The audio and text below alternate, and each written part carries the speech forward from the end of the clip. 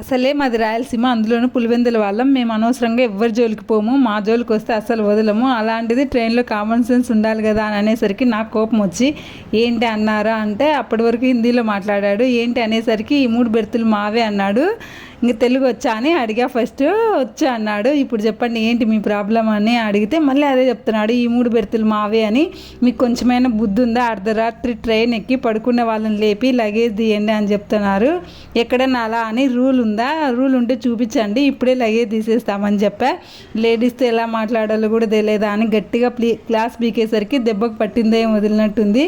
నా తప్పే, ఆ మాట అనకూడదని ఒప్పుకున్నాడు. అయితే లగేజ్ ఉంటే కొంచెం అటో ఇటో జరిపి సర్దుకు, అంతేగాని అనవసరమైన మాటలు ఎందుకు మాట్లాడుతున్నారు అనేసరికి పైన ఉన్న తెలుగు అన్న కూడా కొంచెం 2 గట్టిగానే పెట్టాడు.